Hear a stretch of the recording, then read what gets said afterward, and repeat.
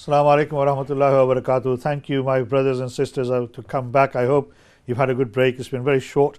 But we've been talking with Sirjeel Malik about issues around young people, Islamic education, antisocial behavior, Islamic etiquette, akhlaq, etc. And just as we were going to the break, I was talking about something that we talked about parents. A lot of parents may not be aware of the syllabus that is being taught in the madrasas, and whether the madrasa should be running a program for the parents before the children go into the madrasa, so they get an understanding of what is expected of their child and what the parents need to do in the home to help those children become more educated in Islam. I mean, we do this with our school homework, I presume. A lot of parents spend a lot of time and energy. In some cases, they spend a lot of money because they send their children for tuition, right? And to say, look, we want our children to make sure they get good GCSEs, good O levels, A levels, etc., and they become something at the end of the day. They get a degree. Are we failing to do the same, or do we lack the commitment to do the same when it comes to Islamic education? Is that something that you feel strongly about? I'm sure you do, but Iqbal Sahab, I think it's a very important point you made. The guidance shouldn't be just for the kids; it should be for the parents at the same time, and it will make a huge difference on the parents. The parents' involvement in madrasas, I think, will make a huge difference on not just on the standard of the madrasas, standard confidence of the teachers, but also on the performance of the children. So yes, if the parents give full cooperation in addition to the whatever commitment they have with the madrasas or mosques, it will make ultimate difference on the thinking of the child. And yes, I think a bit of practical Islam in-house will make a huge difference on the upbringing of the child as well. But then there's the other issue around, the other side of the coin is that anybody who becomes a hafiz or an alim, right, and is looking for a job, madrasa mein usko job de dete, jao bachcho ko padhao. Just because you're an hafiz or an alim or a mufti, right, does not necessarily make you a good teacher. The teaching skills are different. Yes. You can become a good alim, you can become a good hafiz, you can become a good qari, you can become a good mufti. But the ability to actually impart knowledge to a child or anybody else, is the skills for that are different. So do we not have sufficient people of that caliber, and do we need to invest in these people who teach our children to make them better teachers as well? Is that something that you have? It's a very common saying, even in Pakistan. It's a very common saying. When one uncle of mine was complaining to a Maulana Sahab that your standards are not as good, your teaching is not as good, so he turned around and said, well, he was just talking about generally, not about that particular Maulana Sahib. He was talking about general standard of the Islamic education, and then he turned around and said, look, the problem is all the educated ones, all the elite class went into making money, and you left all the poor ones to just teach the Islamic studies. So what do you expect in return? So yes, it is important.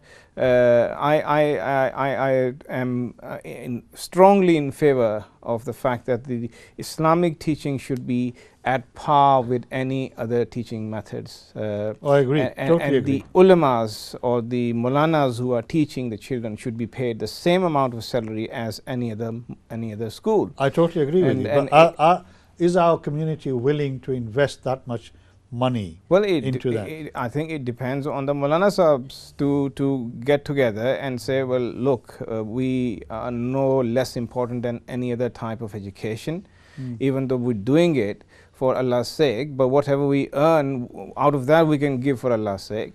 But I think they should have this mentality that we want to be paid the same amount of salary as any other teacher. That is their right. Yeah, I mean, to a point I agree with you. But if they have not got the qualification to teach, they may become an alim, as I say, they may become a hafiz or a qari or a mufti. But that is one thing. to achieve. Yeah, but all right. to become a teacher Yes. requires different sets of skills. I mean, I totally agree that, you know, for a long, long time, alims have been paid a pittance. Those who, you know, imams in our masjid Yeah. have been paid a pittance. And if you go back home, I mean, basically, they're hand-to-mouth survival. Yes. You know, and that is a mentality that's developed in our community, Yeah. that we don't value our imams to the extent that we should. And I know things are changing, but they're very, very slowly changing. And I think I realize, and I agree with you, that we need a complete change of thought, Yeah. a mindset, that if we want to develop and progress as Muslims, and particularly want to make sure that our children Yeah. get the best knowledge and, you know, Islamic knowledge, Yeah. then those who lead us in our community, the imams, need to be of that caliber as well. Of course, yes. And in order to get that caliber people in, we need to make sure we pay them the Yes. right amount. Yes. You know, but at the moment, if you go around Bradford, for example, any other main towns, every imam you'll find is possibly basically on the minimum wage, Yes. right? Yes. So here is an imam Yeah. who's done 7 years of studies in a madrasa Yes. to become qualified as an imam, Very hard work. right? very Exactly, hard. it's hard work, equivalent to a degree Yes. or PhD in some cases, and yet they're earning minimum wage. Yes. So is that something that the Muslim community needs to really take on board and start turning things around now? Yeah, I think you're absolutely right. All these issues are related because the money invested on our children is money invested on their future and future of the country. And more interaction we have amongst ourselves, amongst the community, with the imams and with the teachers, with the counselors, the better it is. And I think you have a brilliant opportunity for the community to be utilized. And I think if you organize a few more programs with few more intellectuals and community workers and teachers of this city, I think you could make a huge difference. Well, actually, that brings me to a point that I think you and I discussed some time ago, that, you know, we need to have a panel discussion. Yes. With maybe teachers, an imam, a social worker, a counsellor, you know, a elected counsellor, etc. Yeah. Where we can discuss some of the issues that confront the Muslim community on a day-to-day basis. Yeah. It's something that you are quite committed to and passionate about. I would by all means give you all my cooperation. Thank you. And I can guarantee you that many parents are willing to will be willing to support us, will be willing to participate with us, and can make I wouldn't say a huge difference, but it will make a significant difference on many people's lives. I mean, that's inshallah one day with Sirjeel Malik Saab, with his help and support and others. I would like to have a sort of a session here with some experts, with members of the community, to talk about some of these issues, both brothers and sisters, because they're all equally affected by it. Lots of mothers have lost their children, both, you know, to drugs, to antisocial behavior. And if you look at the prison population of this country at the moment, it is regrettable to say that while we are, you know, a very small 3 million people, 4.5% of the population, in the prison system, the Muslim community accounts for about 20% of the population. So somewhere along the line, things are not working out properly. You know, in fact, a few days ago, not far from where I live, there was shooting between, you know, Muslims from a particular group, and, you know, these things are having a very negative impact on the Muslim community and the religion of Islam. I mean, we've spoken here on this program around grooming, for example, which is, you know, the gang grooming, not individual grooming. Individual grooming is primarily white, male dominated. But when it comes to street and gang grooming, you know, there's a lot of evidence that it's all, you know, not all, the majority of it is done by Pakistani Muslim men.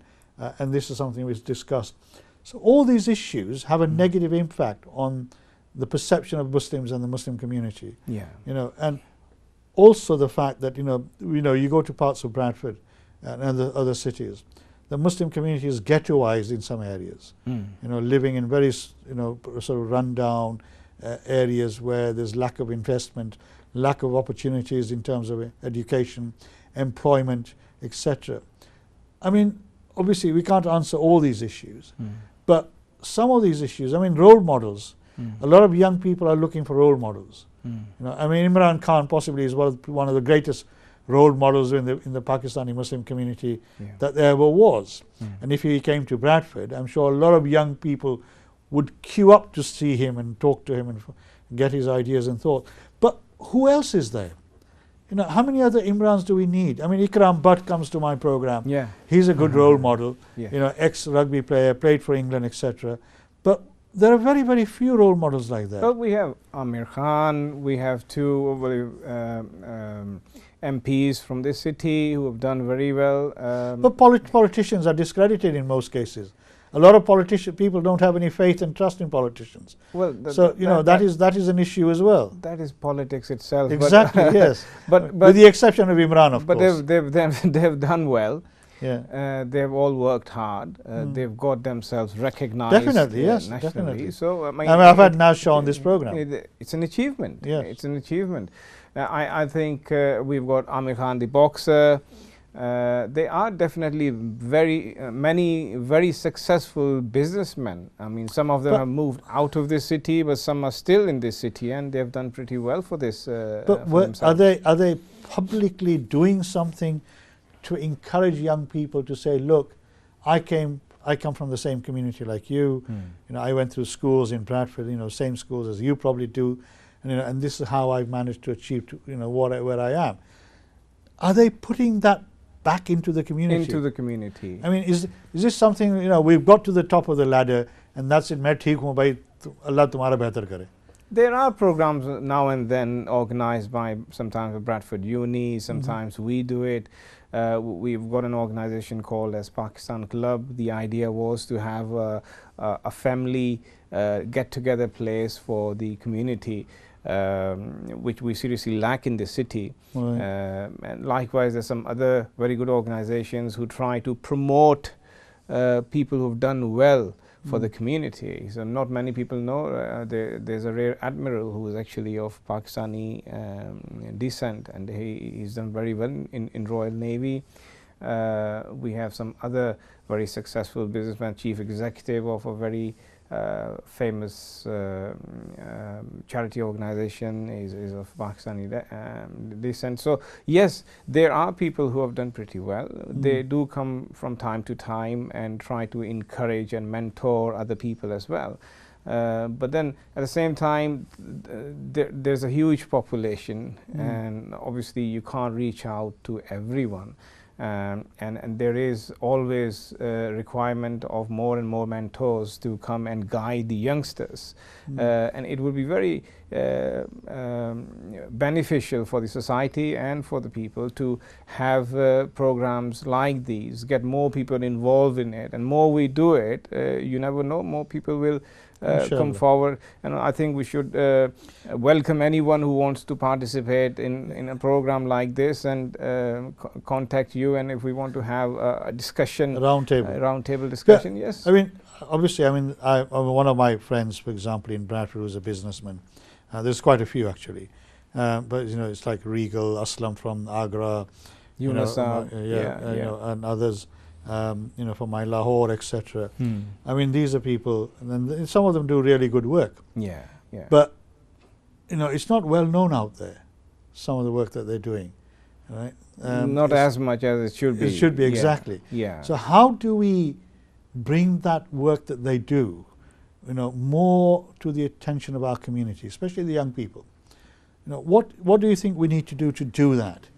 So you know, they can look upon these people and say, I want to be like that. You know, I want to follow in their footsteps. I want to try and achieve something. Yeah, I mean, you're another example. Interaction between people is of most important. Nowadays, anything can be reached out over Facebook and other things. But at the same time, if it's negative, that reaches out everyone as well. Unfortunately, it gives a impression as if everything is going wrong, like in Bradford. I think Bradford, there are the negatives in Bradford, but also there are some positives. I mean, I've seen some children doing very well in education, some children doing very well in business, and there's a lot of charity work that goes on in Bradford. However we raise funds, whether it was for Palestine whether it was for the Rohingya appeal, for example. Muslims, yes, even for Africa. Whether it's a school or a hospital or dam, the Imran Khan requested overseas Pakistanis to donate for dam building in Pakistan. So we raised almost £140,000. Wow. So that is, I mean, every event we have gone to, I mean, we've had many cricketers with their charities for schools and hospitals coming to this city, and they always get a very good response from the community. So I think the community is doing very well. The youngsters want to perform well, but it's just a matter of whether we are able to propagate our positive side well or not. As unfortunate as it is, negatives are more advertised against. The media is more interested in the negative things. Yes, yeah, it sells well. Yes, it sells papers. Yeah, and I think that's something that we've discussed before. I'm sure people will remember I've mentioned the report by Dame Louise Casey, which came out about 2 years ago, which looked at some of the cities, and it was around cohesion, integration, assimilation, and things like that. And that portrayed a very negative picture of the Pakistani Muslim community of Bradford, unfortunately. And my criticism, and I said this on BBC News, on BBC Radio, when the national one, they contacted me, and I said that what Louise Casey had done was she'd looked at the negatives in the community, and she had failed to look at the positives, as you mentioned, some of the good work that is going on. And there is a lot of good work going on. If you look at IQRA, for example, and Regal, and some of the other businesses like My Lahore and others, every year they donate thousands of pounds and do enormous amount of good charity work, not just for back home, but also in this country as well. If you look at the soup kitchens that are run in Bradford and Keighley, there's a lot of young Muslim people involved in feeding the people, who are homeless, etc. Yes. And she never picked up any of that stuff. So this is where I had a big issue, and it's something that we raised with the Home Secretary's office to say that she was unfair in the way she portrayed the Muslim community of Bradford. But we need to, obviously that came out. Yeah. But how do we counter that? What do we need to do? I mean, like you say, the media are not really interested. Yeah. So if they're not interested, what can we do as a community to show ourselves in a better light than we are? Well, I don't think the media is not interested. Media will be interested as long as we make an effort. As long as we go out, make more organizations like this, work together, try to talk about positives rather than about negatives. It could be just a peace process. I mean, it could be anything. I think more involvement by the community is more useful, more beneficial for the community. I mean, only this evening I learned that, for example, IQRA TV, Al Khair Foundation here, a couple of weeks ago went out and gave out they had 100 or so sleeping bags. Right, Also, they made some food and they handed it out to the people who were sleeping rough. Right, and somehow the Daily Mirror found out about it, and they came and did a feature on it. So that's very unusual. You can't see the Daily Mail doing that very regularly. So I mean, you're right. If we do the work, then somewhere along the line, inshallah, with Allah's help, it will be picked up by some people. Yes. But Definitely. Because of some of these negative things, we are seeing more and more extreme right-wing people, beginning to believe that. I've been told we're running out of time. I'm sorry, Sirjeel Malik Sahab. I'm really glad you came. I hope you found this discussion interesting. I certainly hope you found this discussion interesting and informative. Inshallah, one day we'll come back to this. Next week, I want to talk about end-of-life care.